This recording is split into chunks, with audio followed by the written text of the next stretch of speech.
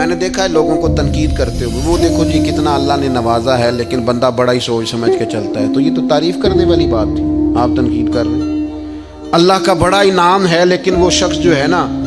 وہ بعض چیزیں جو ہیں ان میں بڑی وہ سختی کرتا ہے، تو بھئی یہ تو تعریف والی بات تھی۔ ہاں بخل اگر کرتا ہے تو پھر مذموم ہے، کنجوسی کرتا ہے جہاں خرچ کرنا چاہیے نہیں کرتا تو پھر بات زیادتی والی ہے، لیکن اگر وہ سوچ سمجھ کے چلتا ہے، اسراف سے بچتا ہے، تو یہ تو تعریف والی بات تھی۔ اللہ کے پیارے رسول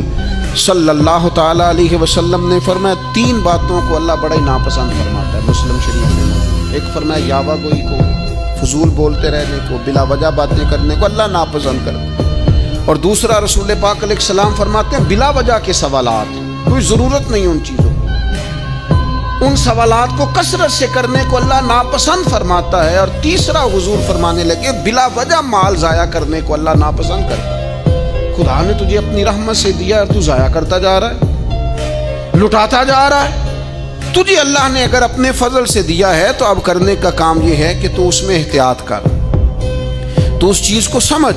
ہمارے پاس جو کچھ بھی ہے نا میرے دوستو، یہ ہمارے رب کی طرف سے ہمارے پاس امانت ہے، امانتوں کو کبھی بھی ضائع نہیں کرتے۔ اللہ کا فضل ہے ہمارے پاس، اگر کچھ ہے تو مجھے بتائیے فضل کو ضائع کر دیا جاتا ہے، بغیر سوچے سمجھے لٹا دیا جاتا ہے؟ ہاں اگر آپ راہ خدا میں سخاوت کریں، اللہ کی رضا کے لیے غریب پر مسکین پر خرچ کریں، اللہ کے کمزور بندوں پر خرچ کریں، تو پھر نبی پاک علیہ السلام نے حضرت اسماء سے کہا تھا تو رب کے رستے میں بغیر گننے کے دے، اللہ بھی تجھے بغیر گننے کے عطا فرمائے۔